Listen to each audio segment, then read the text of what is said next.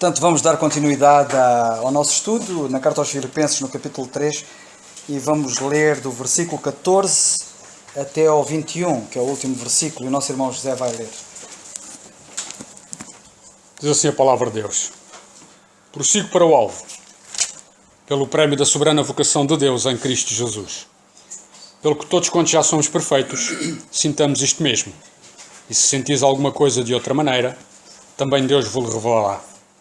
Mas naquilo a que já chegamos, andemos segundo a mesma regra, e sintamos o mesmo.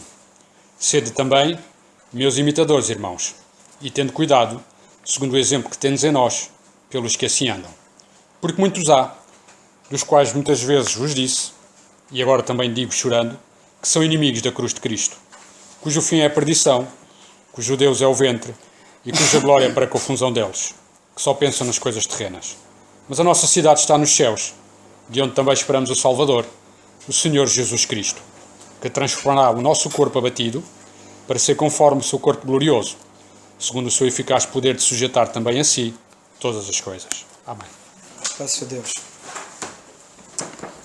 Eu gostava só de dar uns breves pensamentos naquela zona onde nós nos encontramos, que é o capítulo 3, versículos 18 e 19, sensivelmente, e depois passarei a palavra ao nosso irmão Daniel. Eu gostava de começar por relembrar o contexto. Não se esqueçam do contexto.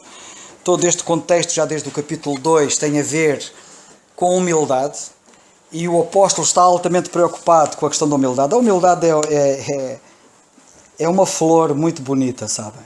E é pena que as pessoas não a apreciem. Mas a humildade é uma flor muito bonita. É provavelmente, eu não quero dizer que é mais bonita, mas é muito bonita. E a humildade é uma flor que só cresce num sítio. Sabem que há flores, nem todas as flores crescem no mesmo sítio. Há flores que não se dão em alguns terrenos e climas. E esta flor, que é a humildade, é uma flor que só nasce num sítio. Vocês nunca a veem nascida noutro sítio. É num túmulo, curiosamente. Nos túmulos às vezes também nascem de lá coisas. E é no túmulo do orgulho. No túmulo do orgulho, é no túmulo do orgulho que nasce esta linda flor, que é esta linda planta com uma flor, que é a humildade. E nós precisamos muito de humildade. O capítulo 2 e o capítulo 3 falam muito de humildade. Nós certamente que nos lembramos, não percamos o contexto, que tem muito a ver com isto. E já agora deixar-me dizer uma coisa. Nós nunca, não sei se a gente, portanto o tempo vai passando e depois até já nem sei o que é que eu terei referido antes. Mas não sei se a gente já fez esta associação, mas esta associação é muito importante. As pessoas mais felizes são as pessoas mais humildes. Vocês vão de reparar que os orgulhosos nunca estão contentes. Os orgulhosos não sabem o que é alegria.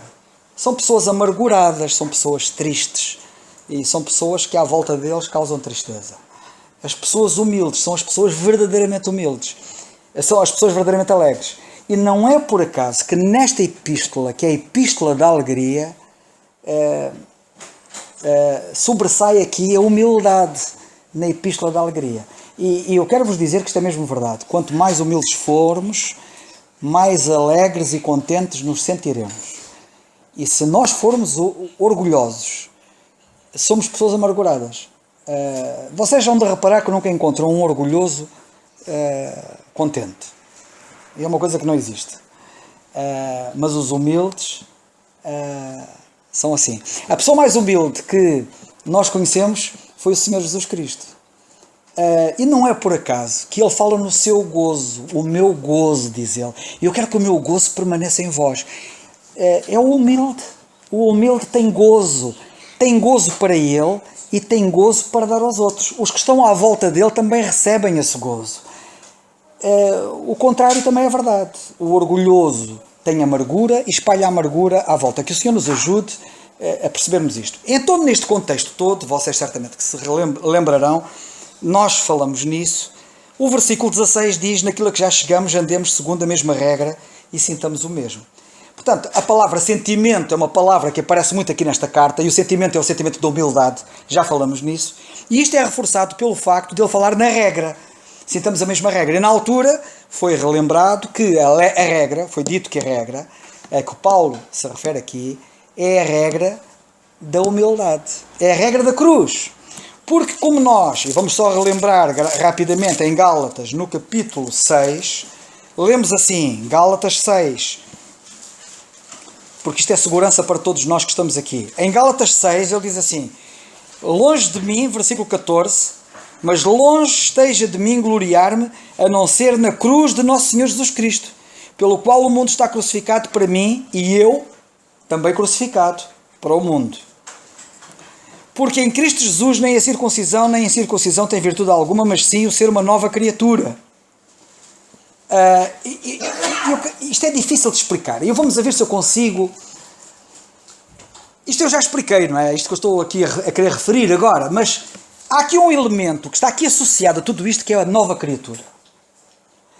A nova criatura pressupõe Cristo em nós, pressupõe a morte do ego, pressupõe a crucificação do ego. Como vocês já vão ver daqui um pouco, eu daqui um bocado vou citar uma outra passagem. Mas reparem aqui que não é por acaso que neste contexto lemos já acerca da nova criatura, para quem o ego está crucificado.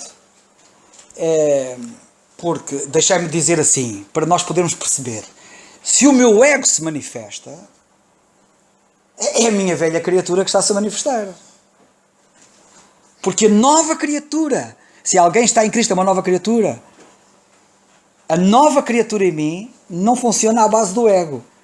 Já estou crucificado com Cristo e vivo não mais eu. A nova criatura já não é o eu que vive, é Cristo que vive em mim. E, portanto, eu queria que vocês não perdessem isto de vista, está bem? Mas na carta aos Gálatas, e voltando outra vez à carta aos Gálatas, ele diz, no versículo 16, e a todos quanto andarem conforme esta regra, paz e misericórdia sobre eles e sobre Israel de Deus. Quem andar segundo esta regra, qual é a regra? É a crucificação do ego. A regra é a crucificação do ego. É o ego estar morto, estar crucificado. E depois não é por acaso que lemos aqui que quando assim há paz. Como lemos aqui neste versículo 16, que é um problema que nós vamos logo ver. Sabem que originalmente as cartas e os livros da Bíblia não estavam divididos em livros, em capítulos e versículos. Aquilo era tudo seguido. E, portanto, todo este tema que já vem do capítulo 2 continua no capítulo 3 e no capítulo 4. Porque vocês vão ver que no capítulo 4 temos ali duas irmãs que já referimos, já vemos lá chegar, que é a Evódia e Sintique, que tinham um problema de relacionamento. E é um problema de ego. É um problema de ego. Falta de paz. Problemas de ego trazem falta de paz. E quando o ego é crucificado, há paz. A falta de paz nas relações tem a ver com a manifestação do ego da parte das pessoas. Neste caso concreto, portanto, eu quero chamar a vossa atenção, relembrar o tema, e é com base nisso que nós podemos compreender o que nós temos depois. Depois ele diz, no versículo 17, sede também meus imitadores, irmãos, e tendo cuidado segundo o exemplo que tendes em nós pelos que assim andam. Paulo apresenta-se aqui como um exemplo, ele de facto é um exemplo fantástico. O apóstolo Paulo é um exemplo fantástico, não tem aqui manifestações de orgulho, ele é um homem humilde, e nós vemos isso em toda a sua experiência, em toda a sua vida.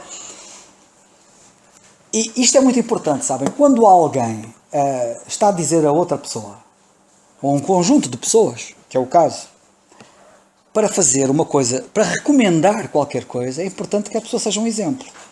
E Paulo era um exemplo. E a força da pregação dele está no exemplo dele. Ele não diz, ele aqui neste caso concreto, ele diz, sede também meus imitadores, e tende cuidado segundo o exemplo que tendes em nós pelos que assim andam. Graças a Deus que ele não era o único, havia mais. E graças a Deus porque há crentes que são um exemplo. Irmãos, nós temos que copiar os bons exemplos. E portanto, ele continua a falar nisto e diz no versículo 18, porque muitos há, e notem que isto é tudo seguido, tem tudo a ver com o mesmo assunto. Nós não divorciemos o que está aqui a seguir do que está lá atrás. Até porque ele está a dizer, façam isto, porque há alguns que não estão a fazer isto. E quem são os que não estão a fazer isto? Muitos, dos quais muitas vezes vos disse, e agora também digo chorando, que são inimigos da cruz. Não querem nada com a cruz. É orgulho, orgulho, orgulho, orgulho, ego, cruz. Nada com cruz. Não seguem esta regra. A regra, que diz a carta aos Gálatas, é a regra da cruz. É a regra da crucificação do ego. E ele então está aqui a dizer, porque muitas vezes vos disse, há muitos, e sabem, deixai-me dizer uma coisa, ninguém se iluda. Nas igrejas, tanto em Filipos como ao longo dos tempos e das gerações, são sempre muitos os que não andam bem. Infelizmente tem sido assim a regra ao longo dos tempos. Vocês vão de reparar que na Bíblia, se vocês fizerem um estudo sério sobre esta matéria, vão de reparar que a maioria está perdida. Quando nós falamos no grupo geral da humanidade, a Bíblia é clara dizendo que a maioria das pessoas da humanidade está perdida. Jesus, o Senhor Jesus Cristo disse, larga é a porta, espaçoso o caminho, que conduz à perdição, são muitos, muitos. Estreita é a porta, apertado o caminho, conduz à vida eterna, são poucos os que encontram. Portanto, reparem que logo assim no cômputo geral, nós vemos que a maioria está perdida. E são poucos os que se salvam. E já agora, se houver aqui alguém que ainda não se salvou, pense no assunto seriamente. Porque a maioria das pessoas está perdida. E as pessoas só se podem salvar através do Salvador, que é o Senhor Jesus Cristo. Não há outro caminho. Ele disse, eu sou o caminho. Não há outro. E, portanto, as pessoas precisam de compreender que Jesus veio ao mundo para salvá-las. Ele não veio cá como um turista. Ele não veio cá, sei lá, para quê que vocês possam imaginar. Ele veio cá para morrer pelos nossos pecados e ressuscitar e nos justificar pela sua ressurreição. E é com base nisso que nós podemos agora, a partir deste mundo, descansados, se crermos no Senhor Jesus como nosso Salvador. E portanto eu faço aqui um apelo para que se alguém ainda não te deu este passo, que dê este passo rapidamente. Depois, os que se salvam. Portanto, a maioria está perdida. Depois ficam os crentes. E dos crentes? Se nós formos a fazer nós podemos fazer a análise de várias maneiras. Mas se nós formos fazer uma análise na Bíblia, eu vou-vos só dar um pequeno exemplo. Olha, eu vou pegar no exemplo do Senhor Jesus Cristo. Vou-vos pegar no exemplo do Senhor Jesus Cristo e os que andavam com ele. Havia um grande grupo de crentes que o seguia. Desse grupo de crentes ele escolheu 70. Depois, para além desses 70 que até lhes deu uma missão, porque ele tinha uma maior confiança neles, ele escolheu um grupo de 12. Os 12 apóstolos. Desse grupo de 12, nós vemos claramente nas Escrituras que 3 deles estavam mais chegados a ele. Que era Pedro, Tiago e João. E desses 3, um deles era o que estava mais chegado a ele, que era João. Que se reclinava sobre o seu peito, era o discípulo amado. Portanto, vocês vejam como é que a triagem é feita. E isto é paradigmático.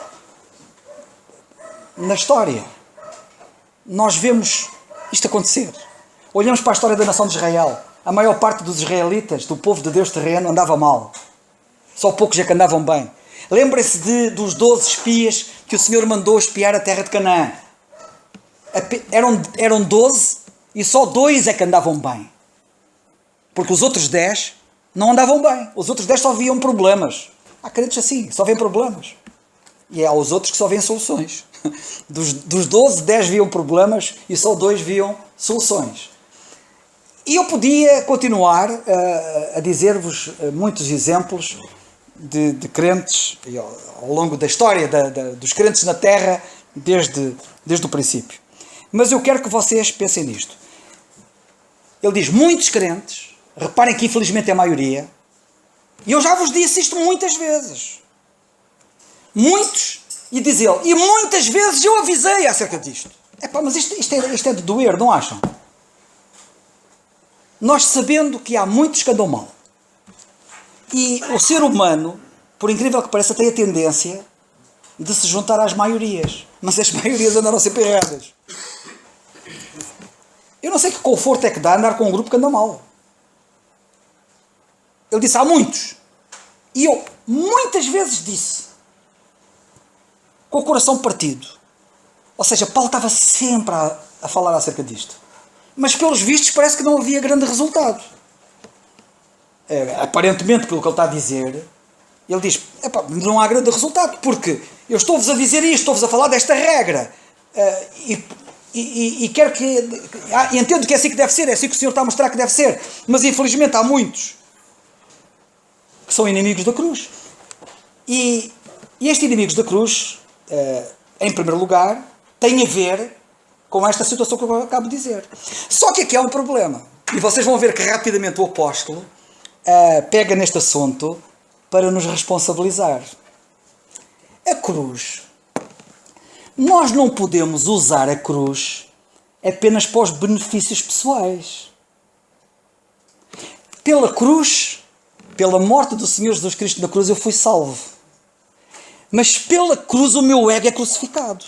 Eu não posso pegar na cruz e ir lá buscar aquilo que me convém e depois não ir lá buscar aquilo que talvez não me convenha, ao ego, não é? Que não convém. Nós não podemos dividir o que Deus uniu. E isto é um todo, a cruz é um todo, não há aqui uma parte da salvação e uma parte da santificação. Embora eu perceba que as pessoas gostam muito de separar as coisas, mas o apóstolo está a ver isto como um todo. E ele está como que a dizer assim, vocês sabem, vocês que não gostam da cruz, crentes, vocês que sem se aperceberem, se calhar sem terem consciência, estão a ser inimigos da cruz. Sabem que os inimigos da cruz são perdidos? E vocês querem se portar como perdidos? Ele diz, o fim dos inimigos da cruz. E ele agora extrapola, já viram? Ele extrapola. Ele diz, os inimigos da cruz,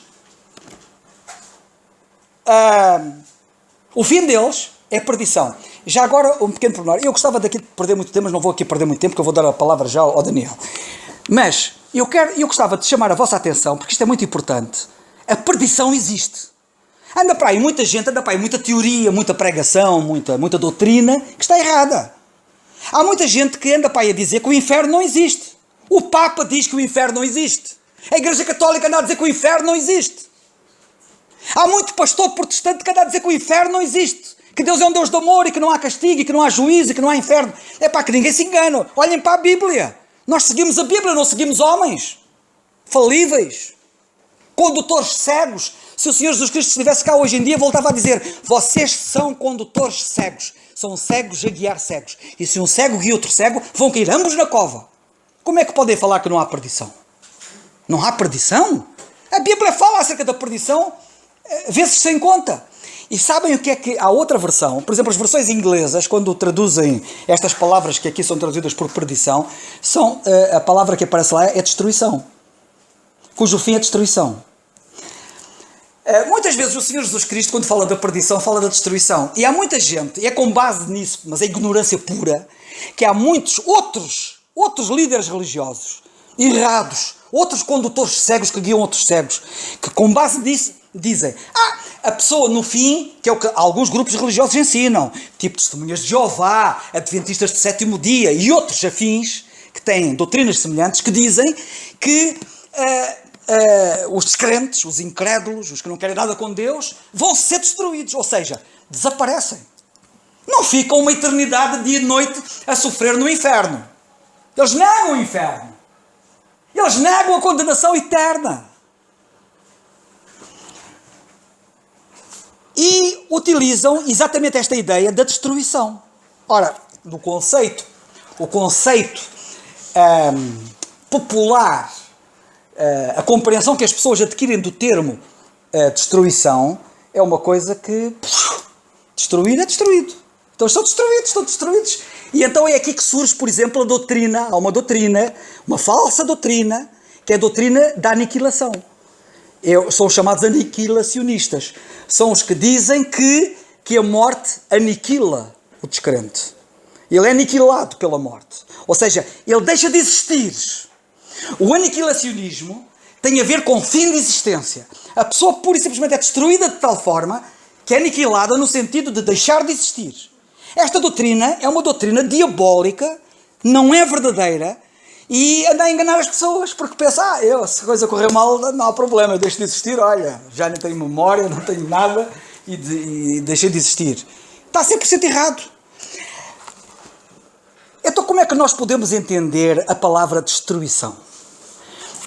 Eu muitas vezes tenho tentado dizer e ensinar isto, mostrando que a palavra destruição, os vocábulos na Bíblia, para nós os entendermos, nós podemos entender com um dicionário de língua portuguesa. Porque há muito termo, há muito vocábulo que biblicamente não tem nada a ver com aquilo que os dicionários da língua portuguesa dizem quanto ao seu significado. O significado das palavras de Deus entende-se pela própria palavra de Deus. E eu sou dos que recomendo que aqueles que leem a Bíblia tenham um bom dicionário de português ao lado. Porque na maior parte dos casos ajuda muito. E há pessoas que leem termos e não sabem o seu significado, e é bom terem um bom dicionário de língua portuguesa para acompanhar com a Bíblia. Esta palavra, o que é que ela quer dizer? E podem ser ajudados. Mas também podem ser desajudados. Então, o rigor do significado das palavras na Bíblia entende-se pela própria Bíblia. E só para não... Porque isto é um assunto muito vasto e eu agora não vou falar sobre aniquilacionismo, mas tenho que falar porque está aqui referido, tenho que fazer a referência. Eu vou-vos dar um exemplo. Por exemplo, a Bíblia no Velho Testamento diz que Deus, no tempo de Moisés, no tempo das pragas, no tempo de Faraó, quando Deus libertou o povo do Egito, a Bíblia diz que devido às pragas que Deus lançou sobre o Egito, destruiu toda a terra do Egito. E a pergunta é, o que é que quer dizer Deus destruiu toda a terra do Egito? Basta olharmos para a Bíblia. A terra do Egito desapareceu do mapa, a terra do Egito deixou de existir, ela foi aniquilada a ponto de já não existir mais. Não. A terra do Egito ainda hoje está lá. Então o que é que quer dizer Deus quando Ele disse destruiu toda a terra do Egito no tempo de Moisés? O que Deus quer dizer é que a terra do Egito ficou privada de tudo quanto era desejável. Queriam cultura, não tinham. Queriam isto, não tinham. Queriam aquilo, não tinham. Ficaram privados do que é desejável. Sabem o que é que a Bíblia quer dizer quando diz que uma alma é lançada no inferno e é castigada no inferno e é destruída no inferno? A alma fica privada do que é desejável. Olhem para um homem no inferno. Jesus falou de um homem que foi para o inferno. Já viram o que é que a Bíblia diz acerca dele? Ele tinha sede. Ele queria uma coisa desejável, queria água. Pai Abraão, manda alguém que venha pôr um pouco de água na minha língua, estou atormentado aqui nesta chama. É impossível, não pode ser. Privado do que é desejável. Destruído significa, biblicamente, privado do que é desejável. Não significa aniquilação, nem fim de existência. Portanto, muito cuidado quando as pessoas falam do que não sabem. E muito cuidado com os falsos mestres, com falsos ensinadores. E quero chamar a vossa atenção para o facto de que a perdição existe. E quero-vos dizer uma coisa, que quem partir deste mundo perdido fica perdido para sempre. Depois da pessoa partir deste mundo perdido já não há hipótese. Escusam de pensar que se rezarem cá umas missas e a pessoa depois... Quais missas? Qualquer? A alma como parte assim fica. Vê para lá se aconteceu alguma coisa ao rico que morreu perdido e foi lá parar o inferno. Ele bem tentou mudar a posição dele e foi impossível. Há pessoas que dizem que nunca ninguém veio de lá do outro lado para contar o que é que lá se passa. É mentira. Jesus veio do outro lado e contou o que se passa lá. Bem, mas eu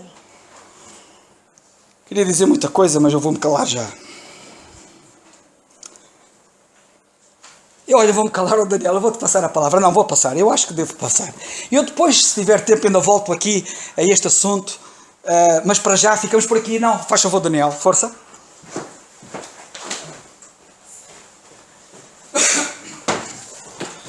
Muito boa noite a todos.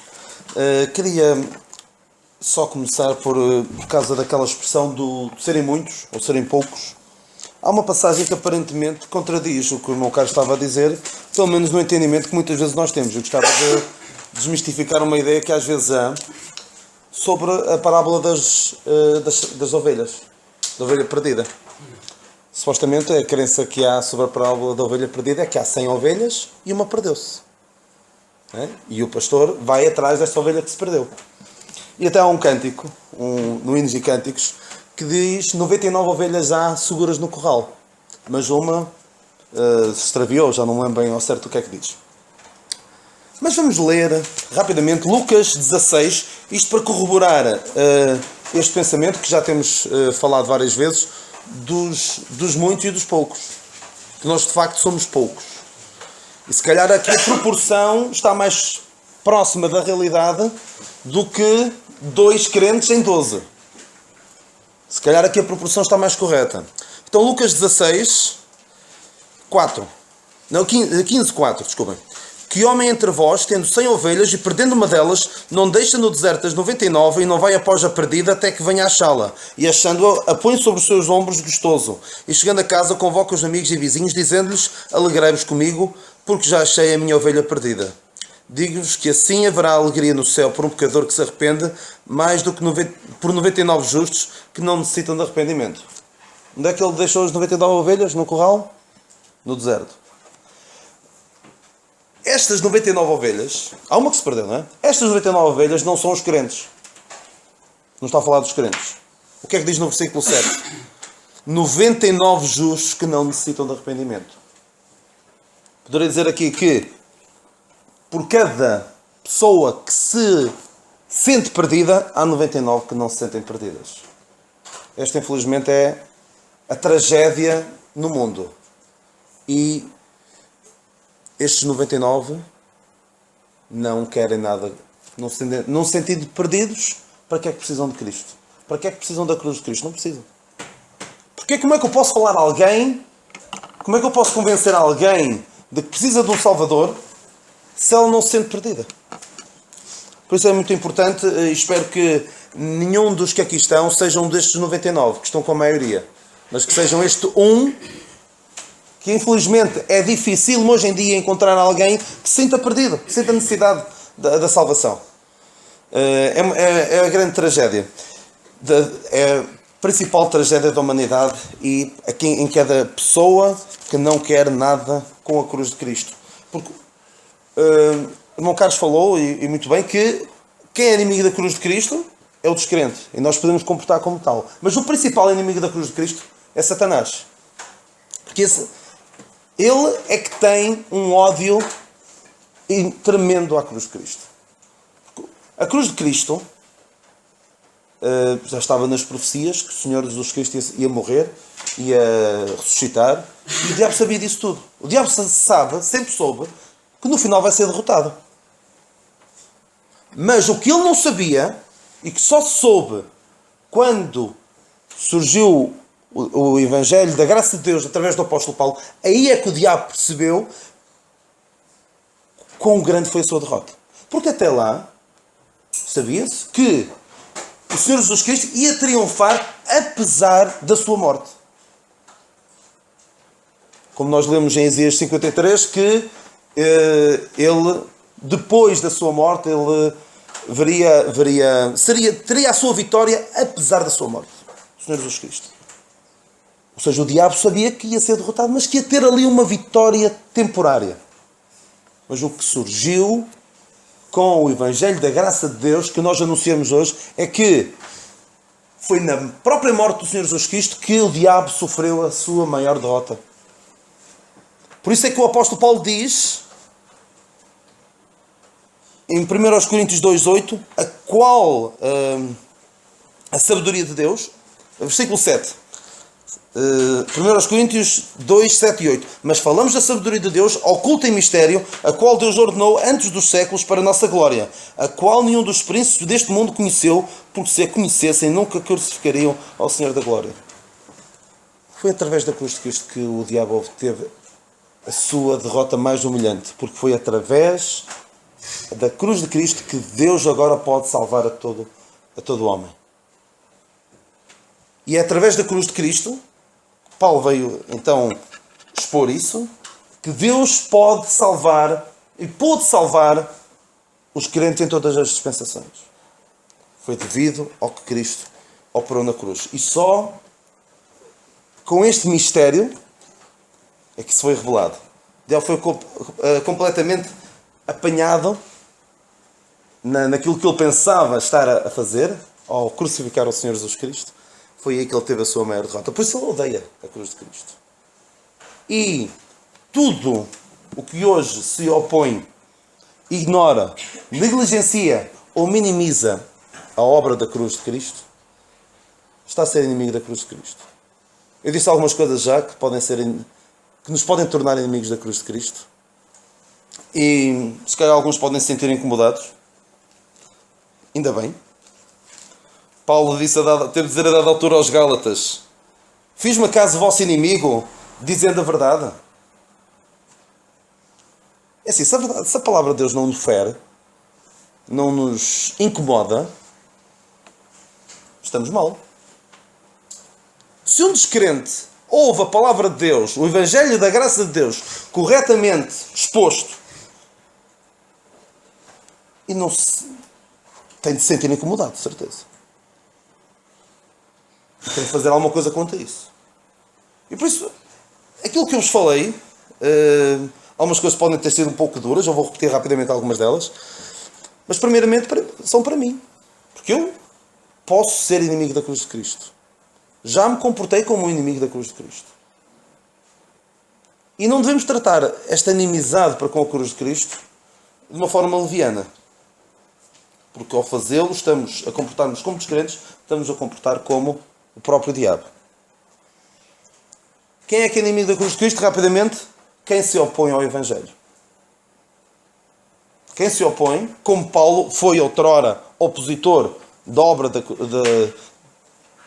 cruz de Cristo, é o inimigo da cruz de Cristo. Quem prega um Evangelho que não fala da cruz de Cristo, está a ser inimigo da cruz de Cristo. E há muitos pregadores que não falam. Porquê? Se não há condenação, para que é que precisamos de um Salvador?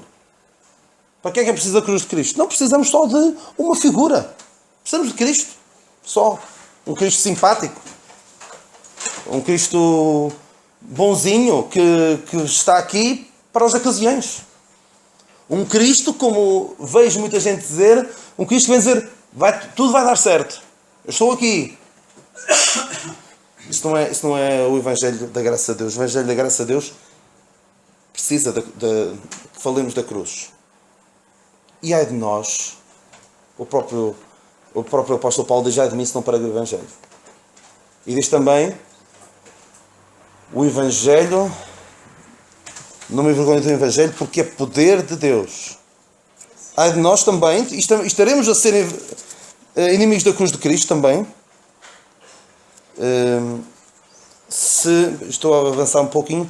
Se nos envergonhamos do Evangelho de Cristo, estamos a ser inimigos da cruz de Cristo. Quem acrescenta algo à obra da cruz está a ser inimigo da cruz de Cristo. Cabe na cabeça de alguém dizer: Cristo morreu na cruz pelos nossos pecados, para nos salvar da ira futura, da condenação eterna, salvar-nos de viver neste mundo de uma forma sem sentido. Mas isso não chega, é preciso mais qualquer coisa. Quem, de uma forma explícita ou implícita, diz que é preciso mais alguma coisa, está a ser inimigo da cruz de Cristo. Está a escarnecer da cruz. É aquilo que alguém chamou a zombaria do Calvário. E é gravíssimo. Gravíssimo alguém querer acrescentar algo à cruz de Cristo. Mas também, quem não aceita o Evangelho da graça de Deus está a ser inimigo da cruz de Cristo. Está a ser indiferente ao maior ato de amor alguma vez feito em seu favor. Mas mesmo nós crentes podemos ser inimigos da cruz de Cristo quando damos lugar ao pecado, quando damos mau testemunho, quando não testemunhamos, quando nos envergonhamos da cruz de Cristo, estamos a ser inimigos da cruz de Cristo. Isto pode ser um pouco mais duro, mas quando não temos prazer na celebração da morte e ressurreição do Senhor Jesus Cristo. E eu contra mim falo. Estamos a ser inimigos da cruz de Cristo. Estamos a desvalorizar, a minimizar. Quando... E também há alguns que o fazem. E aí eu tenho uma opinião muito pessoal sobre aqueles que dizem que Cristo não morreu por todos. Cristo só morreu pelos eleitos. Estamos a limitar o poder da cruz de Cristo. E há alguns que dizem, isto é outra heresia que se prega por aí, uma vez que, dizem alguns, Deus determinou os que vão salvar e os que se vão perder, ou seja, Cristo morreu só por aqueles,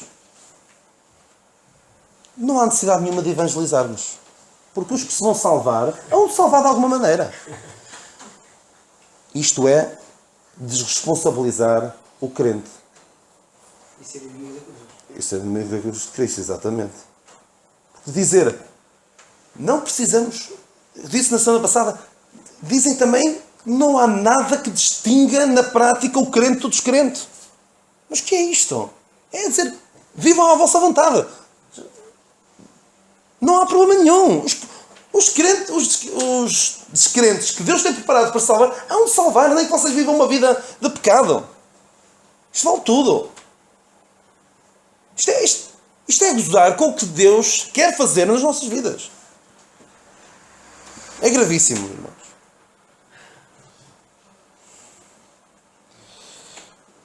Podemos ser inimigos da cruz de Cristo, mas muito facilmente somos inimigos da cruz de Cristo, como já disse, quando damos lugar ao pecado. Quando dizemos, Senhor, Tu morreste para me resgatar, para nos salvar do presente século mau, mas eu gosto tanto do presente século mau, é tão bom. Neste momento apetece-me tanto o presente século mau. Mas o Senhor se deu a si mesmo por nossos pecados, para nos livrar do presente século mau. E diz Tito que Ele se deu a si mesmo para nos purificar um povo seu, especial, desejoso de boas obras. E nós desprezamos tudo isto. Inimigos da cruz de Cristo. Eu queria falar só uma coisinha muito rápida, pode ser muito rápido, só para deixar a pulga atrás da orelha para uma próxima oportunidade. Acerca desta expressão, que eu já disse, imaginem, há 2 semanas que eu disse ao irmão Carlos que estava a falar disto, mas estes versículos estão a ser muito proveitosos, creio eu. Eu queria falar desta expressão de cujo Deus é o ventre. Estas são cujo Deus é o ventre.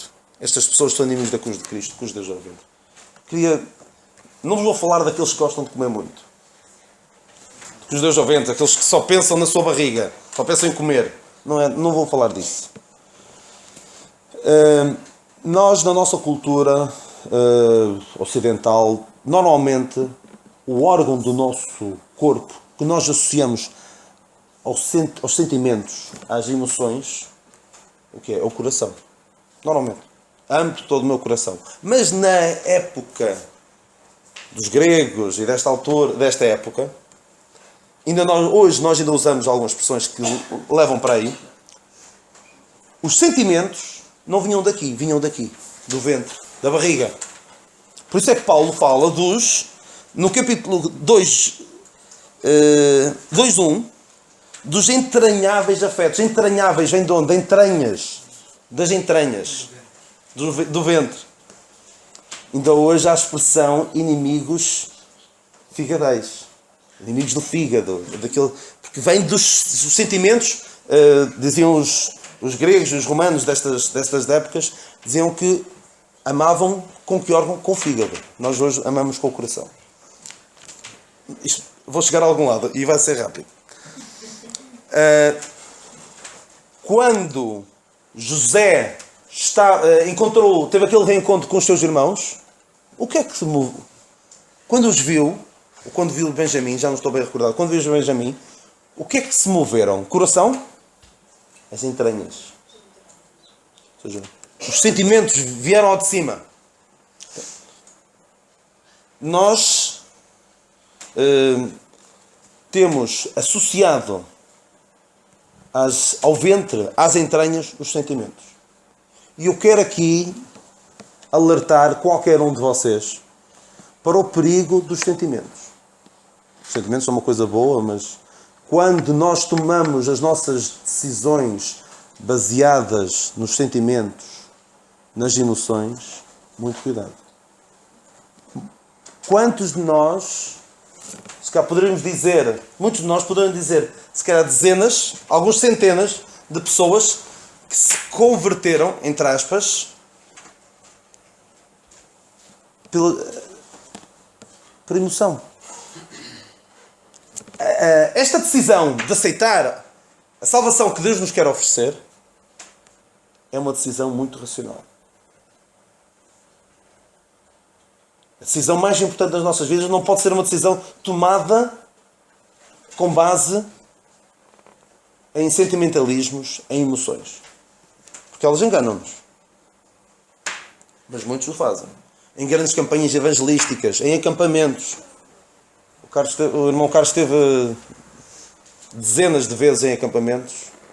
Eu também estive muitas vezes em acampamentos, muitos de vocês também estiveram. E vimos dezenas, se calhar centenas de conversões de acampamento. Estão ali num ambiente propício e vão atrás. Quantos não se convertem por ir à frente, aceitar o Senhor Jesus? E atenção, cuidado com isso de vir à frente. Não é que vir à frente testemunhar da sua fé em Cristo tem algo mal. Não é isso. Mas quando pensamos, vou ali à frente e vou aceitar, tem de ir ali à frente. Porque não fazem isso, pois não? Convidar, venha aqui à frente para... Não fazem. Ainda bem. Porquê? Porque pode alguém pensar que o ir à frente é que salva. E muito cuidado com isso. Porque já ouvi testemunho de alguém que um casal, a mulher era crente, o marido não era, e havia ali um apelo final. Venha aqui à frente para... Se quer aceitar o Senhor Jesus, venha aqui à frente. E a mulher orava no seu lugar para que o marido aceitasse o Senhor Jesus Cristo como seu Salvador. Mas ele não foi. E ela perguntou-lhe, mas porquê é que não foste? Estava a orar para que tu fosse. Eu queria, mas eu parece que estava agarrado à cadeira, não conseguia levantar-me. De alguma forma passou para a mente daquela pessoa, para aceitar o Senhor Jesus, tinha de vir à frente. E o que é que isso é? Como eu acabei de dizer há pouquinho, é acrescentar uma coisa tão simples como vir à frente à obra redentora do Senhor Jesus Cristo. Muito cuidado. Isto dos sentimentos é muito enganam-nos muito. Já tomei decisões baseadas na emoção e correram mal.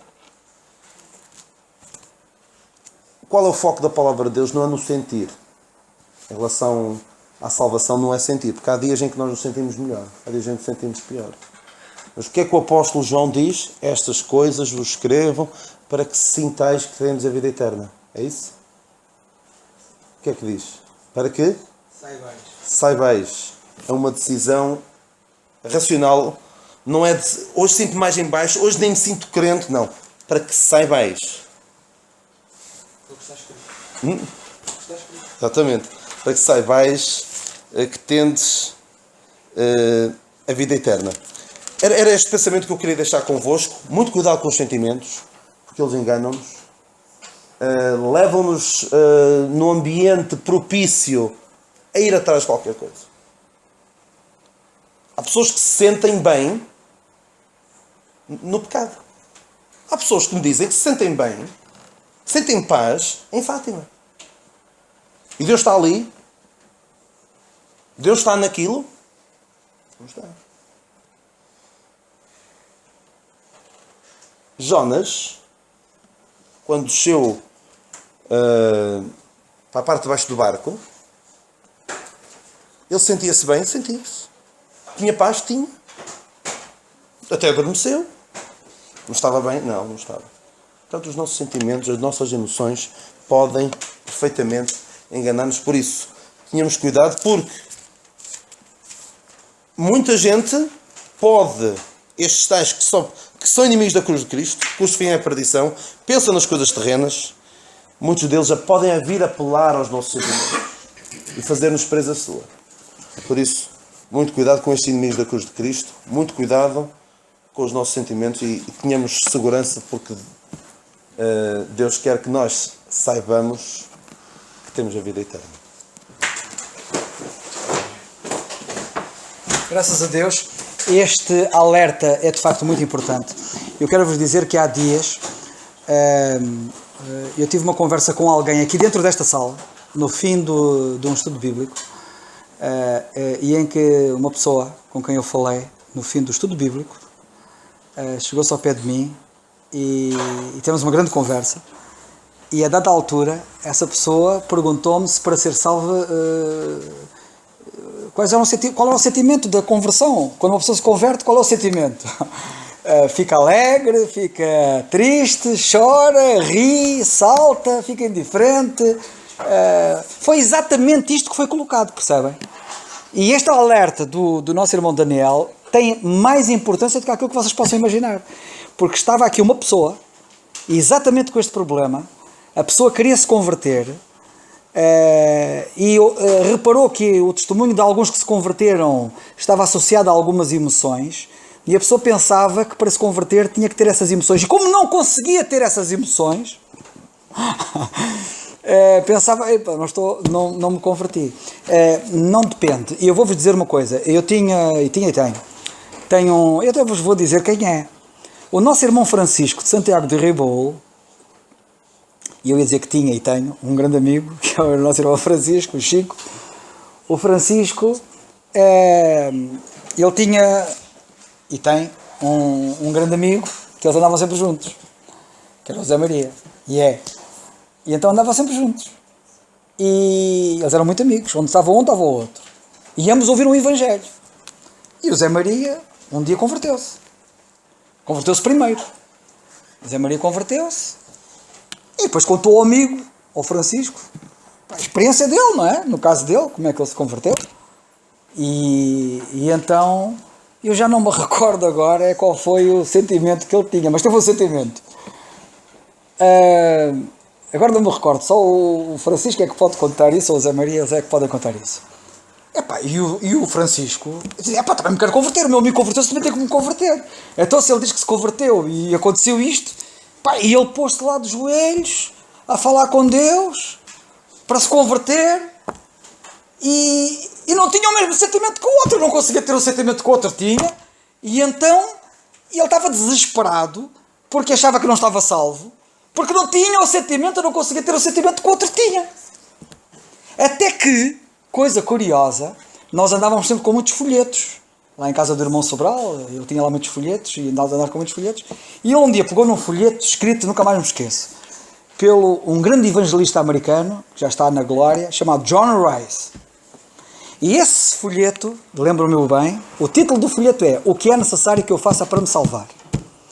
E o John Rice, nesse folheto, é um folheto que tem muitas folhas. Aquilo não pensei que é um folheto com 2 páginas. Aquilo é um folheto que tem para aí umas 12, eu não sei quantas são, mas são várias.